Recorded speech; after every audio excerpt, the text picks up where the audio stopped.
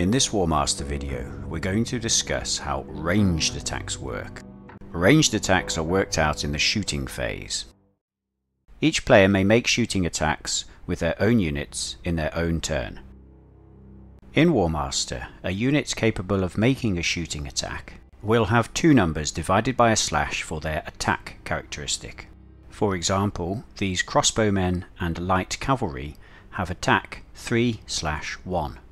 For shooting, it's always the number after the slash that is important. This second number represents how many dice each stand may roll when making a shooting attack.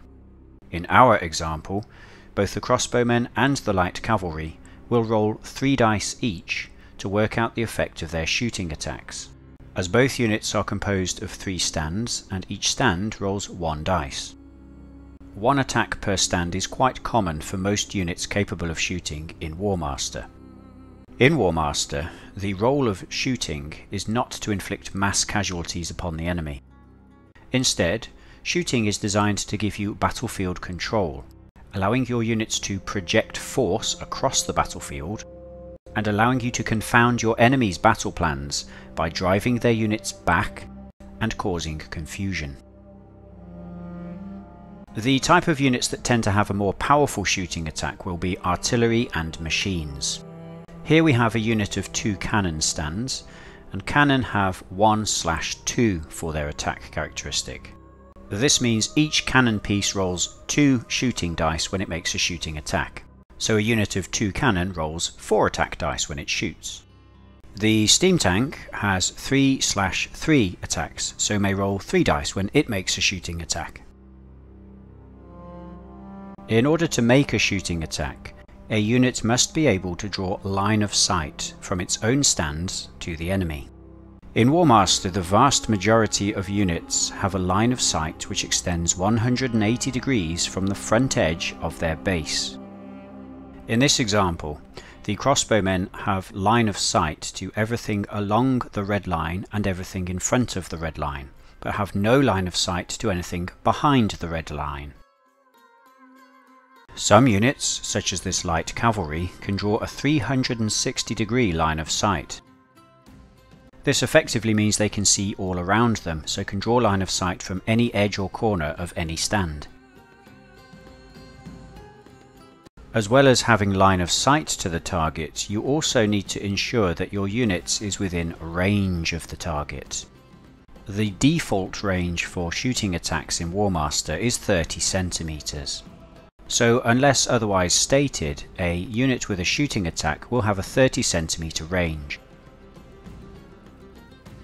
Units such as light cavalry often have a shorter range of only 15 centimeters, and this will always be clearly stated in the unit's special rules. Artillery will often have a longer range than 30 centimeters, and again this will clearly be stated in the artillery unit's special rules. In this case, cannon can shoot up to 60 centimeters. Meanwhile, the steam tank shoots the default 30 centimeters. When making a shooting attack, the shooting unit must shoot at the closest visible enemy unit. Therefore, if there are several enemies within weapon range and line of sight, you have to determine which enemy unit has to stand closest to your shooting unit. Once you have determined which target is the closest visible enemy, every stand in the shooting unit must shoot at this target.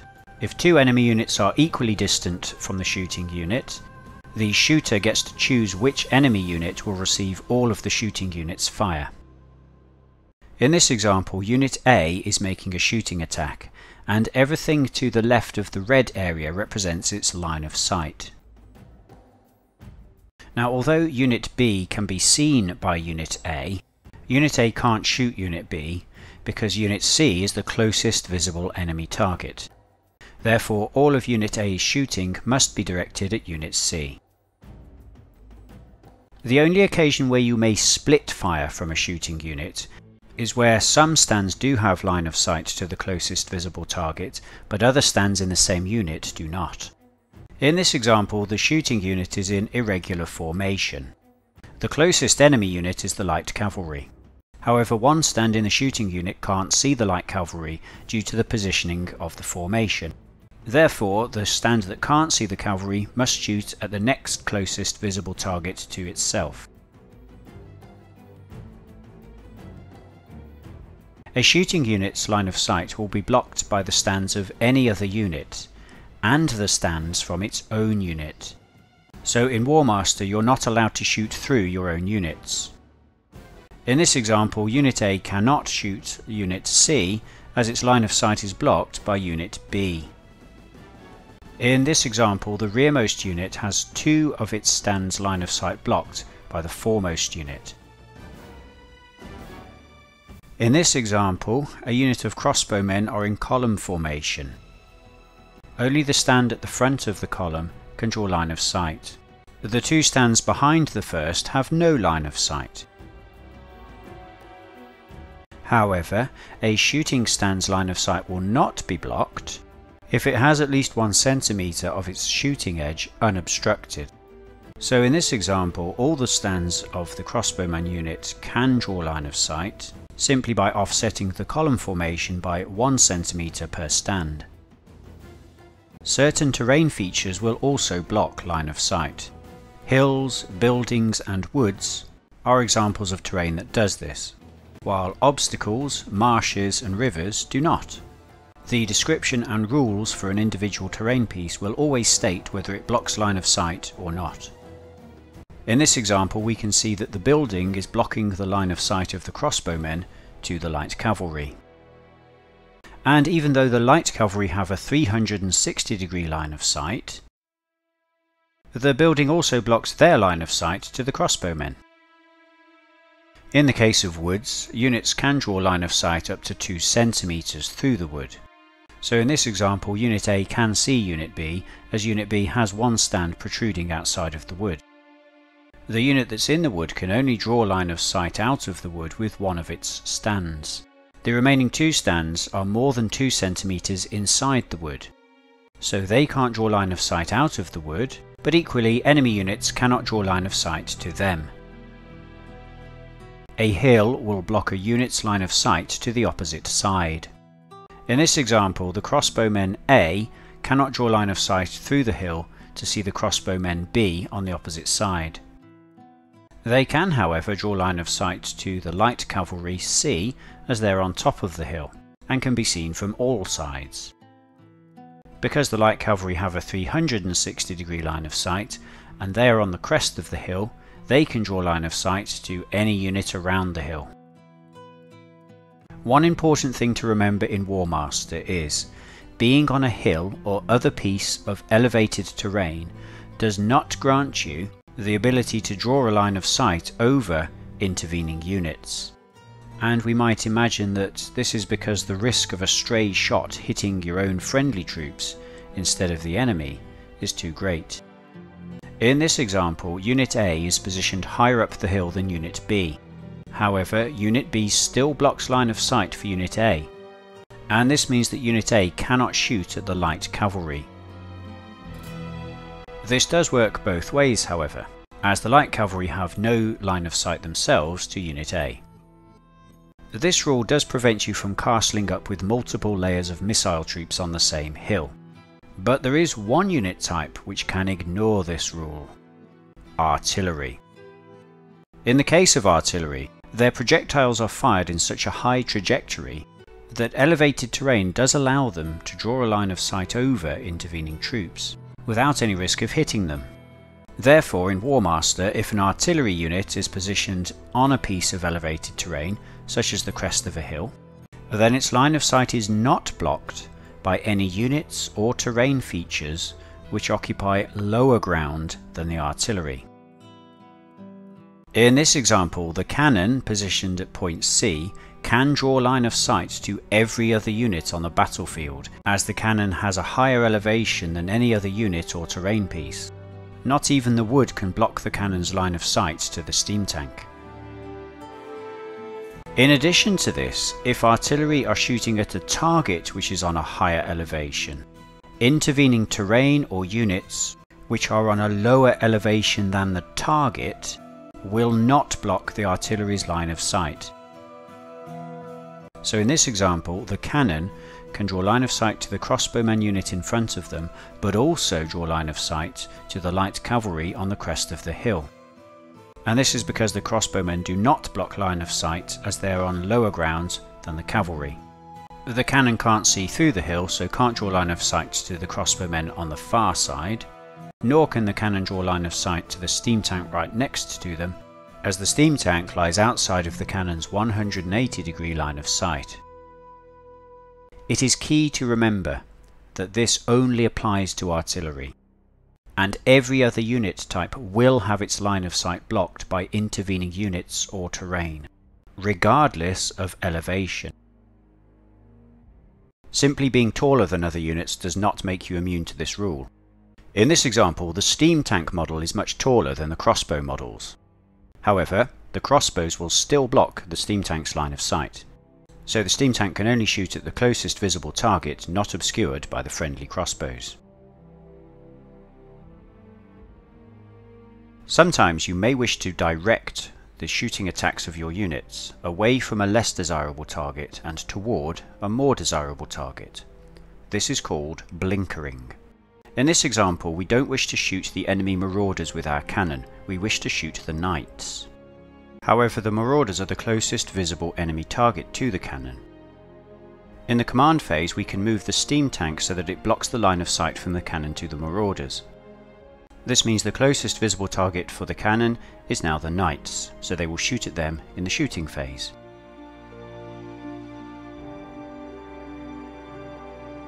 There are occasions where your missile units will not be able to use their shooting attacks in the shooting phase.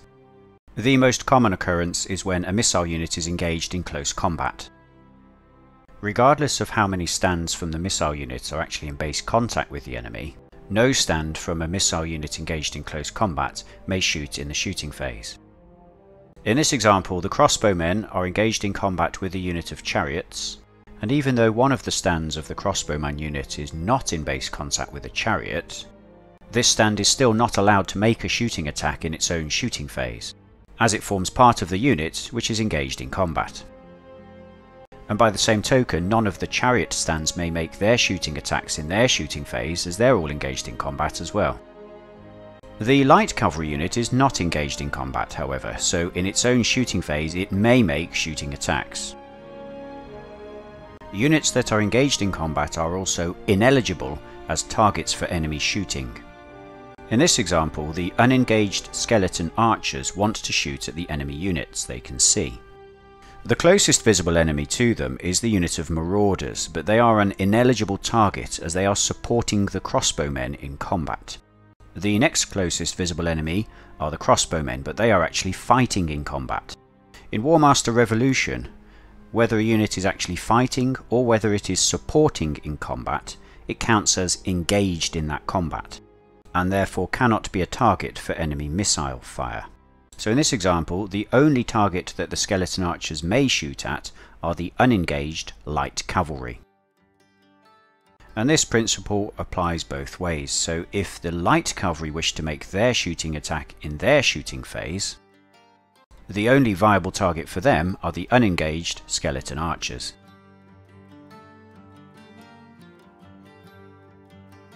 To work out the effects of your unit's shooting attacks, roll a 6-sided dice for every shooting attack that the shooting unit can make. In this example, the crossbowmen can make 1 shooting attack per stand, so the unit rolls 3 shooting dice. Next, calculate the unit's chance to score a hit.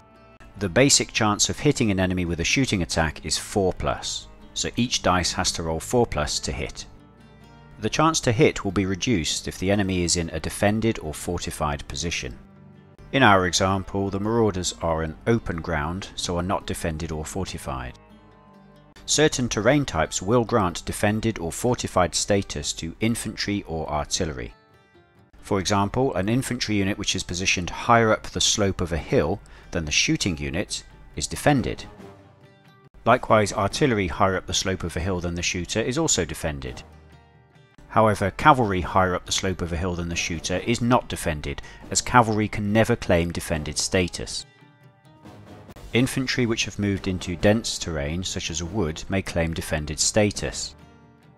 and this will apply to every stand of the unit which is at least partially within the terrain feature. Infantry or artillery positioned behind a low obstacle, such as a wall, may claim defended status against any missile attacks which cross the wall.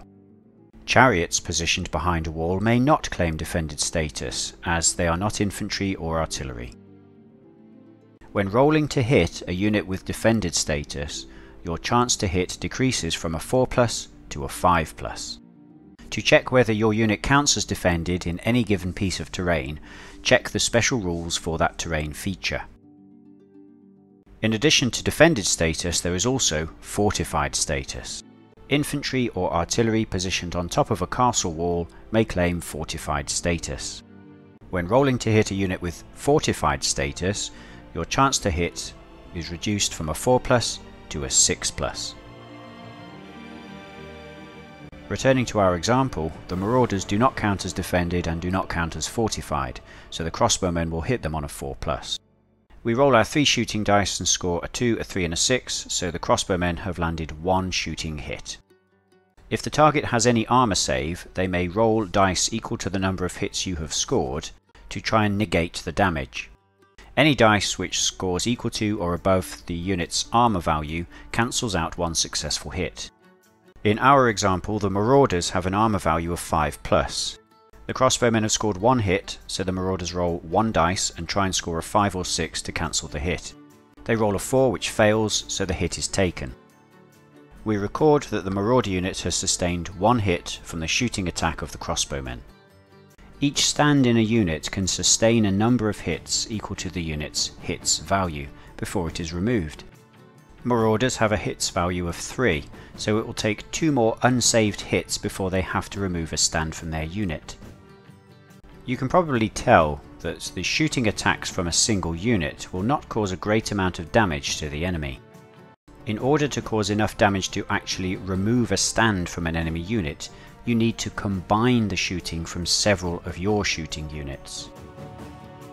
Continuing our example, there is also a steam tank within shooting range of the marauders this turn. The steam tank can make 3 shooting attacks and scores 2 hits. The steam tank has a special rule which means that its shooting attacks impose a -1 modifier to enemy armour saves. This means the marauders must now roll a 6 to successfully save a hit from the steam tank. The marauders roll 2 dice and score 1 6, so they've made 1 save.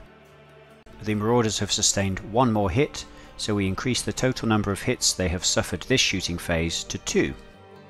Unfortunately, there is also a unit of cannon that can see the marauders and will shoot them this turn. The cannon roll 4 dice and score 2 hits.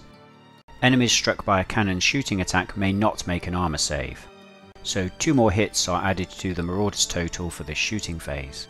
The shots from the cannon have brought the total number of hits suffered by the marauders up to 4, which is enough to remove a whole stand. In the shooting phase, as soon as a unit takes enough hits to remove an entire stand, the stand is removed at the point the hits are inflicted. So in this case, as soon as the cannon has made its attacks, the marauders lose 1 stand.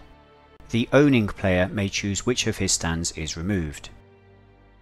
The first 3 hits are used to remove the stand, and the 4th hit is carried over onto a second stand. In this example, no more units will shoot at the marauders this turn. So we retain the marker on the marauders to show how many hits they have suffered this turn until the end of the shooting phase. The shooting phase ends when you've finished working out all the shooting attacks from all your units in your army. In this example, there are no more shooting attacks to work out, so the shooting phase now ends. At the end of the shooting phase, any enemy units which have suffered hits from any of your shooting attacks will be driven back. This represents a unit having to retreat under the volley of fire it has sustained. In our example, the marauders took 4 hits this shooting phase, so we roll 4 dice to see how far they must move. We score a total of 12, so the marauders will move 12 centimeters. To work out in which direction the marauders will move, we must establish which was the closest shooting unit to them. It doesn't matter whether the shooting unit actually inflicted any hits. All that matters is that it did shoot at the marauders that turn, and it is the closest. In our example, the closest shooting unit to the marauders is the crossbowmen, so the marauders must be driven back 12 centimeters directly away from the crossbowmen. A unit that is driven back moves directly away from the closest stand of the closest unit that shot at it. A unit being driven back does not change formation or facing. If a player has several units which are driven back by shooting during the shooting phase, the owning player decides in which order the units will move. Once all shooting has been worked out and all drivebacks have been completed, any outstanding hits that remain on units that suffered a shooting attack are discounted.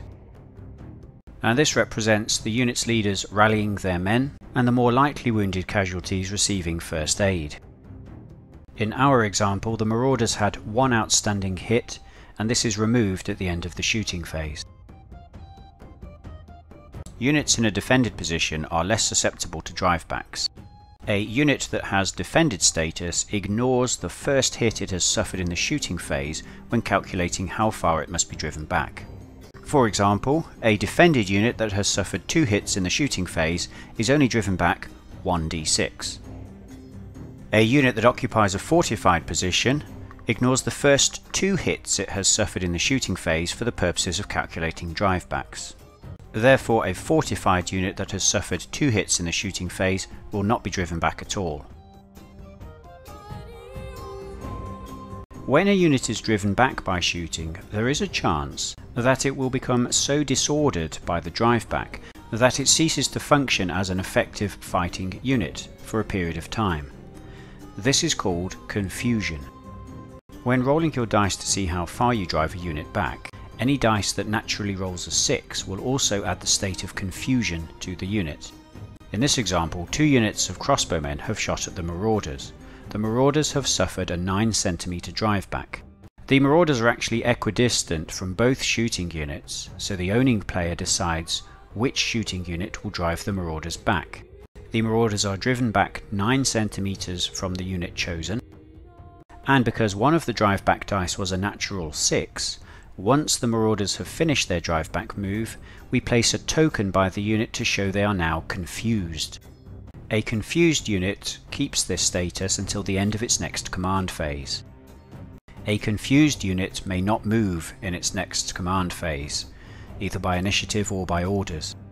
We will explore confusion in more detail in a forthcoming video, but for now, suffice to say, confusing the enemy is a good thing. Shooting may also cause enemies to be confused if they're driven back into terrain they cannot enter. In this example, 1 unit of crossbows has shot at the knights and 1 unit of crossbows has shot at the marauders. Both units are driven back d6 centimeters, but neither unit is confused on the natural roll of a 6. However, the distance rolled is sufficient to push both units into terrain they can't enter. Where this occurs, the units halt at the edge of the impassable terrain feature, and the player driving them back gets to roll an additional d6 to try and confuse them again, by rolling another natural 6. In the case of the knights, they halt at the edge of the wood, and we roll 1 more dice and score a 6. So the knights are now confused. In the case of the marauders, they halt at the edge of the building, and we roll 1 more d6 but score a 4, so they are not confused. You can also confuse enemy units by driving them back into other units that are already engaged in combat. In this example, the marauders have been shot by the crossbowmen, and the direction of the drive back will push them straight into the friendly knight unit. Because the knight unit is engaged in combat, the marauders have to stop 1 centimeter away and automatically become confused. There is no need to roll an extra dice to see if the unit is confused, it happens automatically. As this represents the fact it is far more dangerous to be pushed into a fighting unit than it is to be pushed into a few trees. The same principle applies if a unit is driven back by shooting into an enemy unit. In this example, the marauders are caught between 2 units of crossbowmen, so whichever way they're driven back, they're going to bump into an enemy unit. In this case, the marauders elect to be driven back to the left, they halt 1 centimeter away from the enemy unit, and are automatically confused. When a unit is driven back by shooting, it is possible for it to suffer so much damage that its morale is completely destroyed and the unit flees the battlefield entirely. In Warmaster, this is called routing the enemy. A rout will occur when the total distance rolled for the drive back is higher than the unit's full pace move. In this example, the Marauders have taken 6 hits from enemy shooting. 6 dice are rolled for the drive back and the total score is 21, which is higher than the Marauders' full pace move of 20 centimeters. This means the Marauders are routed, so instead of driving them back, the entire unit is removed from play. In Warmaster, it is quite hard to concentrate enough missile power onto the same unit to rout it.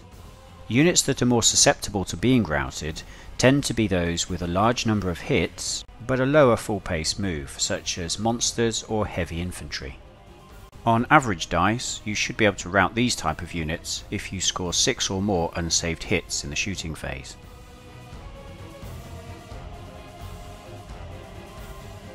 There is one example where units with a shooting attack may employ this outside of their own shooting phase. If a unit with a shooting attack is charged by an enemy unit, the missile-armed unit may stand and shoot, and this allows the unit to shoot at the enemy that charges them in the enemy's command phase. In this example, the enemy knights are going to charge the cannon.